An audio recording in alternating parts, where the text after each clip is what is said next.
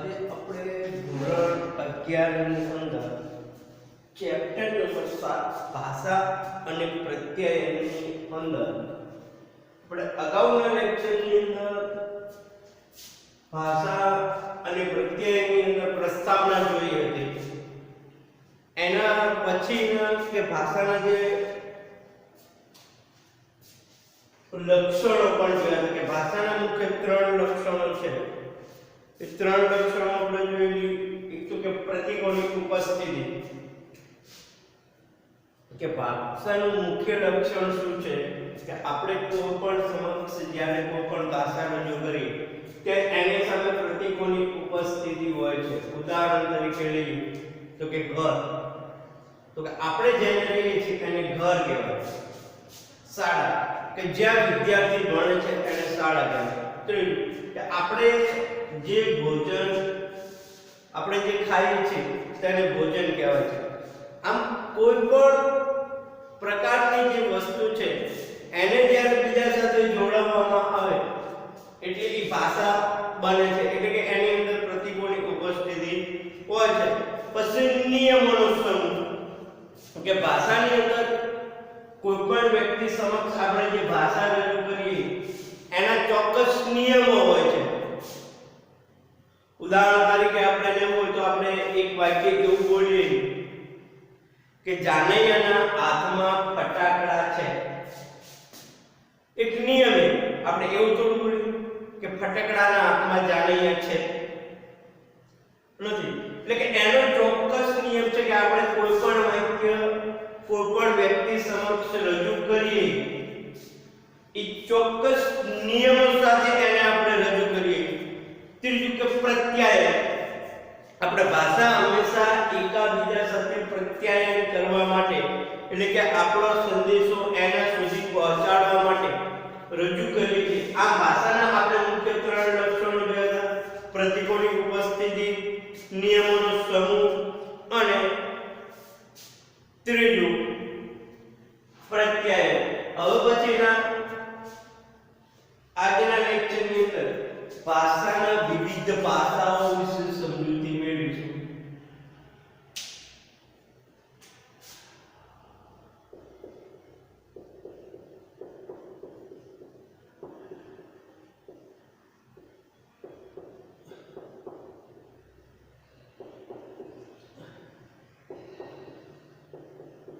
જો આપણે અગાઉ પણ જોયું હતું ને કે કોઈ પણ બાબત આપણને યાદ નથી રહેતી તો એને આપણે પ્રથમ અક્ષર પ્રયુક્તિથી પણ યાદ રાખી શકીએ. તો ભાષાના અહીંયા મુખ્ય 5 પ્રકારો છે, એટલે કે 5 પાસાઓ છે. એને આપણે પ્રથમ અક્ષર પ્રયુક્તિથી યાદ રાખીએ. પહેલું ધ્વ, બીજું અ, ત્રીજું સ, અને પાંચમું સા. જો આ પ્રથમ અક્ષર પ્રયુક્તિ જે છે કે ભાષાના વિવિધ પાસાઓ, કોઈ પણ મોટો પ્રશ્ન હોય ને ત્યારે આપણે એવું પૂછ્યું કે ભાષાના વિવિધ પાસાઓ જણાવો, તો એની શરૂઆત આપણે હંમેશા કોઈ પણ પ્રશ્ન લખવાની શરૂઆત શેનાથી કરીએ?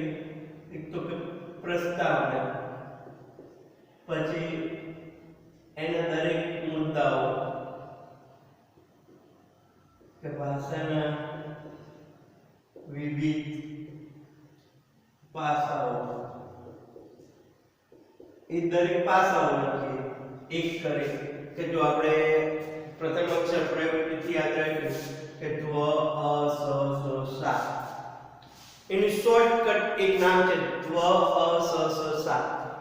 એને આપણે કેવી રીતે લખવાનું છે? જો ધ્વ એટલે ધ્વનિ શાસ્ત્રીય ભાષા,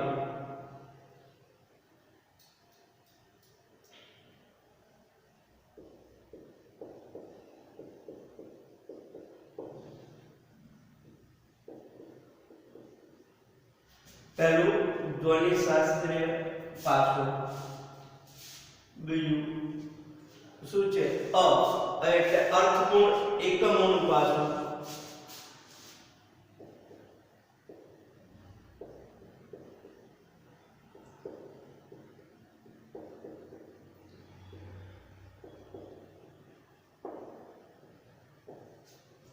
ત્રીજો સ એટલે કે શબ્દ સંયોજનનું પાસું.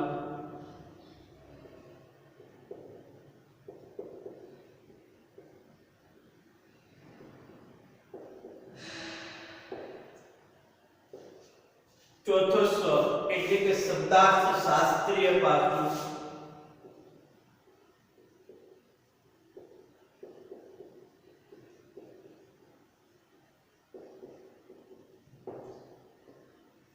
પાંચમું સા એટલે કે સામાજિક સંદર્ભલક્ષી પાસું.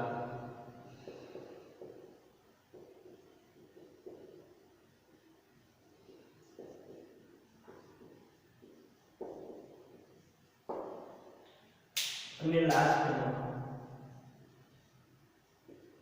ઉપસમા સા.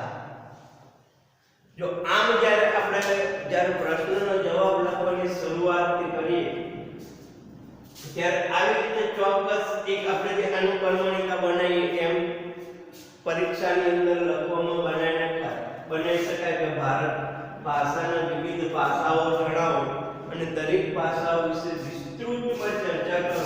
5 માર્કની અંદર પૂછાતો પ્રશ્ન ત્યારે એને આવી રીતે યાદ કરી શકાય. આવી રીતે જે છે એને એક સૂત્ર દ્વારા પહેલા યાદ કરી શકો. દ્વ અ સ સ સા ધ્વનિ શાસ્ત્રીય પાસું, અર્થનું એકમોનું પાસું, શબ્દ સંયોજનનું પાસું, શબ્દ અર્થ શાસ્ત્રીય પાસું અને સામાજિક સંદર્ભલક્ષી પાસું. જે આ આપણે જે સૂત્ર બને સૂત્ર આધારિત ભાષાના વિવિધ પાસાઓ જે છે એની સમજૂતી આપણે મેળવવાની છે. જેની સમજૂતી આપણે એક પછી એક ક્રમવાઇઝ સમજીએ. એમાં જે પહેલું છે એના પહેલા થોડીક એની પ્રસ્તાવના આપણે આગળ જે જોઈ હતી કે ભાષા માટે કે ભાષાની શરૂઆત ક્યારથી થાય કે જ્યારે બાળક જન્મતું હોય છે ત્યારે સૌપ્રથમ માં શબ્દ બોલે છે. પછી જ્યારે એના એ શબ્દને પ્રોત્સાહન રૂપે કે એની પ્રશંસા કરવામાં આવે, પછી દાસ શબ્દ બોલે, ધીરે ધીરે આખા વાક્યો બોલતો થાય. એવી રીતે આપણે એની પ્રસ્તાવના ભાષાની અંદર લખી શકીએ. અને ભાષાની અંદર એ લખ્યા બાદ ભાષાના જે વિવિધ પાસાઓ છે કે ભાષાના મુખ્ય 3 પાસાઓ જે છે 5 પાસાઓ છે એ દરેક પાસા વિશે હવે આપણે વિસ્તૃતથી લખીએ. પહેલું પાસું ધ્વનિ શાસ્ત્રીય પાસું.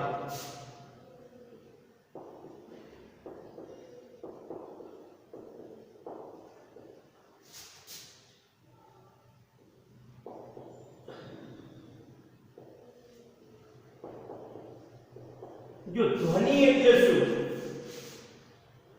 તો પહેલા પ્રથમ તો આપણે એક વસ્તુ ખાસ સમજી લઈએ કે આપણે ક હે, ખ છે, ગ છે એ જે શબ્દ છે એ જે છે ધ્વનિ કહેવાય. અ છે, આ છે એને આપણે ધ્વનિ તરીકે ઓળખીએ છીએ. જો આમાં મૌખિક ભાષામાં વપરાતા વિશેષ મૂળભૂત ઉચ્ચારો કે ધ્વનિઓનું વિશ્લેષણ થાય છે. જો વિશ્લેષણ કઈ રીતે થાય કે ધ્વનિ શાસ્ત્રીય ભાષાનું વિશ્લેષણ આપણે કરવું હોય તો કઈ રીતે કે વાણીના લઘુત્તમ એકમને ધ્વનિ કહેવાય છે. કોને?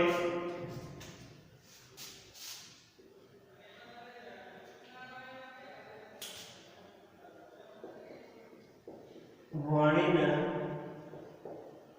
લઘુત્તમ એકમને ધ્વનિ કહે છે. આપણો વાણી જે છે લઘુત્તમ એટલે કે નાનામાં નાનો જે એકમ જે છે એને ધ્વનિ તરીકે ઓળખવામાં આવે છે.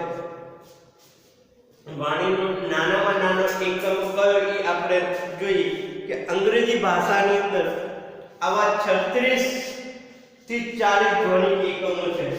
જો અંગ્રેજી ભાષામાં આવા 36 થી 40 ધ્વનિ એકમો છે. ઉદાહરણ તરીકે લેવું હોય તો A to Z જેવા શબ્દો. આ ઉપરાંત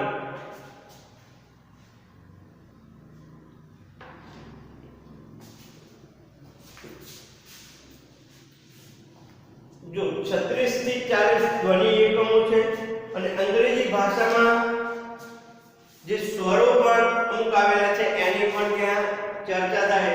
અને મોટા ભાગની જે ભારતીય ભાષાઓ છે એ મૂળભૂત અ આ ઈ વગેરે 12 સ્વરો જો એટલે કે ગુજરાતી ભાષામાં 12 સ્વરો તેમજ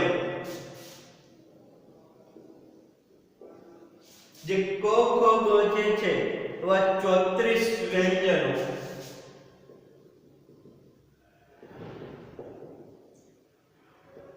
જો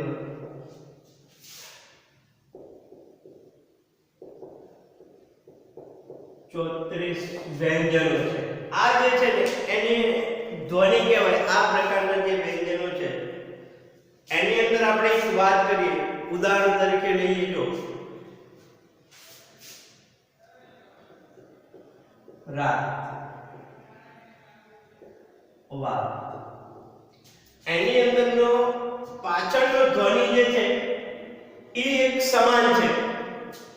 બીજું એનો મધ્યનો ધ્વનિ અ એ પણ સમાન છે. બંનેની અંદરનો પહેલો જે ધ્વનિ એકમ છે ર અને વ એ જ અલગ પડે છે. ક્યારેક ધ્વનિ એકમો જે છે એ ઘણા બધા અલગ પડતા હોય. જો આરંભના ધ્વનિ પણ છેવટનો ધ્વનિ અને પોતાનો અર્થ હોતો નથી. ધ્વનિને જોડવાના નિયમો દરેક ભાષામાં જુદા જુદા હોય છે.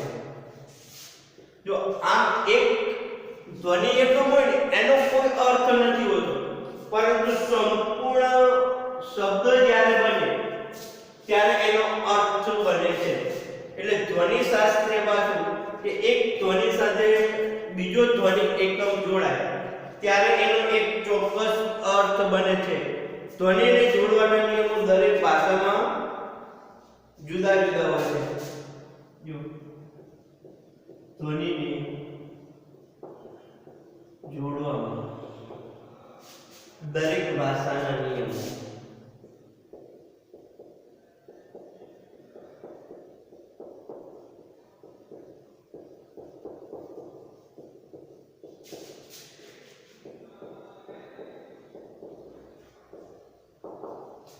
જો ભાષા રજૂ કરવા માટેની જે વિવિધ ભાષાઓ છે એની અંદર આપણે પહેલું ભાષું જોયું ધ્વનિશાસ્ત્રીય ભાષું. કે ધ્વનિશાસ્ત્રીય ભાષાની અંદર શું હોય છે કે જ્યારે આપણે કોઈ પણ માહિતી કોઈ પણ જોડે રજૂ કરીએ છીએ ત્યારે એના મૂળભૂત ઉચ્ચારો કે વિશ્લેષણ જે થાય છે એ કેવી રીતે થાય છે તો કે વાણીનો જે લઘુત્તમ એકમ ધ્વનિ છે એટલે કે નાનામાં નાનો એકમ જે અંગ્રેજી ભાષાની અંદર વાત કરીએ તો આપણે 36 થી 40 જેટલા ધ્વનિ એકમો છે જેની અંદર A B C D એ જે એક અક્ષર રહ્યો ને એને ધ્વનિ કહેવાય. એક અક્ષરીય ધારો કે ઉદાહરણ આપણે લઈએ તો કયા તો કે જ્યાં નાઇટ લખે નાઇટ એક શબ્દ પણ એની અંદરનો એક શબ્દ છે N I G આ જે છે ને એ ધ્વનિ કહેવાય. એક ધ્વનિનો કોઈ અર્થ ના બને. એને નિયમ પ્રમાણે જ્યારે જોડવામાં આવે પાંચે પાંચ અક્ષરોને ત્યારે નાઇટ જેવો શબ્દ બને છે. એટલે કે દરેક ભાષાની અંદર આવા એકમોને જોડવા માટે જુદા જુદા નિયમો હોય છે. એમ ગુજરાતી ભાષાની અંદર આપણે કહીએ તો કે 12 સ્વર અને 34 જેટલા વ્યંજનો છે કે જે એકબીજા સાથે જ્યારે બને ત્યારે એક શબ્દ બનતો હોય છે. બીજો પાછું અર્થપૂર્ણ એકમોનું પાછું.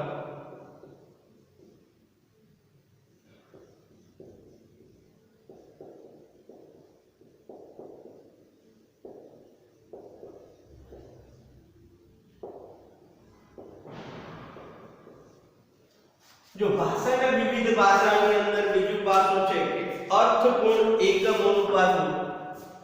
જો એક બાબત સમજી લો કે ધ્વનિના કેટલાક જોડાણથી અર્થપૂર્ણ શબ્દ બને છે.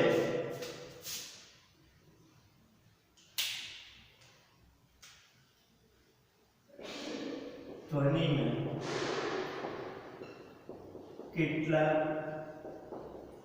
જોડાણથી અર્થપૂર્ણ શબ્દ બને છે. એટલે કે ઘણા બધા એક પછી એક ધ્વનિને જોડવાથી અર્થપૂર્ણ શબ્દ બનતો હોય છે. ઉદાહરણ તરીકે લઈએ, જો ઉદાહરણ તરીકે આપણે લઈએ, બરાબર, તો કે એક ધ્વનિ બ, બીજો ધ્વનિ ત, ત્રીજો ધ્વનિ ક. આનાથી એક અર્થપૂર્ણ શબ્દ બને છે. કયો? બતક. બને અર્થપૂર્ણ શબ્દ. એટલે અર્થપૂર્ણ એકમોનું પાસું જે છે એ આપણે જોયું હોય તો કે આગળ આપણે જોયું કે ધ્વનિ શાસ્ત્રને પાછું એટલે કે એવા જે એક ધ્વનિને જોઈન્ટ કરી એટલે કે એનું જોડાણ કરી એક અર્થપૂર્ણ શબ્દ બને છે. જો ક્યારેક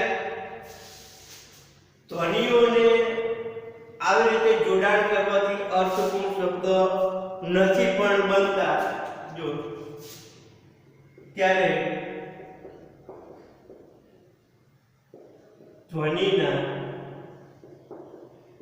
જોડાણથી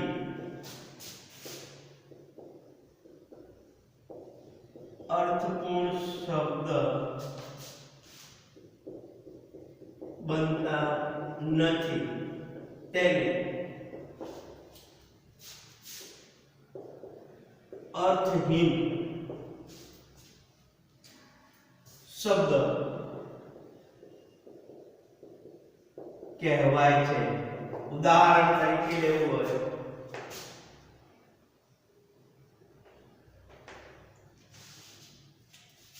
બ વત્તા ફ વત્તા જ.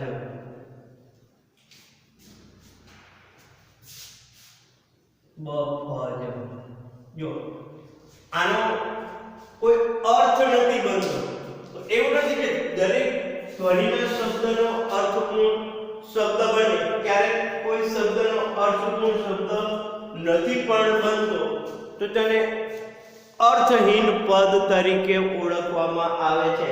ક્યારેક કોઈ શબ્દથી અર્થપૂર્ણ શબ્દ બને છે તો તેને જે શબ્દથી અર્થપૂર્ણ શબ્દ બને એને અર્થપૂર્ણ શબ્દ કહેવાય. જ્યારે કોઈ શબ્દથી અર્થપૂર્ણ શબ્દ નથી બનતો તેને અર્થહીન પદ પણ કહેવામાં આવે છે. જો આની અંદર ભાષાના નાનામાં નાના અર્થપૂર્ણ એકમને બોબે કહે છે. તો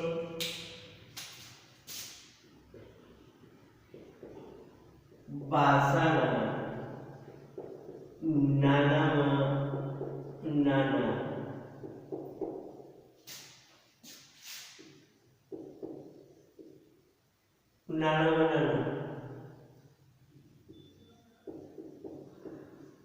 એકમને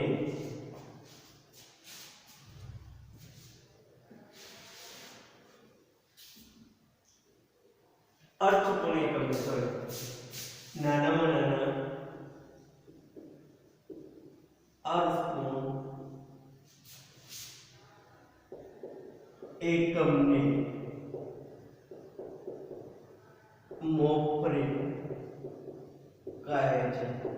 તમને એમ પૂછાય કે એક માર્ક્સની અંદર કે મોફરેન કોને કહેવાય, તો કે નાનામાં નાના ભાષાના નાનામાં નાના અર્થપૂર્ણ એકમને મોફરેન કહે છે. તો આવા નાનામાં નાના અર્થપૂર્ણ એકમો કયા છે એ આપણે જોઈએ. તો મોફરેન કોને કહેવાય ખબર પડી કે ભાષાના નાનામાં નાનો જે અર્થપૂર્ણ એકમ જે છે એને મોફરેન કહેવામાં આવે છે.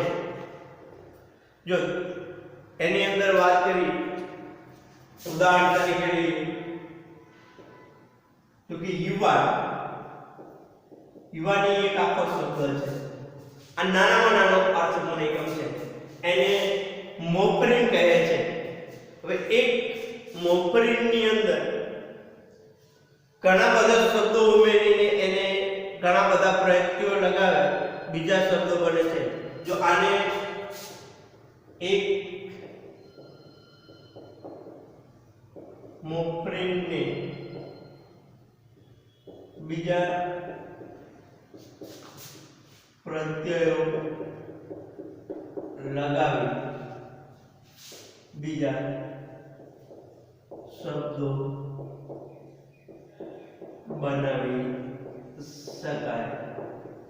ઉદાહરણ તરીકે લેવું તો કે યુવાનો. જો યુવાનોની અંદર બે મોફરેન છે. કયો? એક યુવાન વત્તા કાનો માત્ર છે ને નો. આ એકની અંદર બે મોફરેન શબ્દો ઉમેરી એને બીજો શબ્દ પણ બનાવી શકાય. જો એવી રીતે એક આપણે લઈએ તો દોડવું. જો એ એક મોફરેન શબ્દ એને આપણે એક મોફરેન બને કે દોડશે. એવું કઈ તો કે ભવિષ્યકાળ દોડે છે. વર્તમાનકાળ દોડ્યો.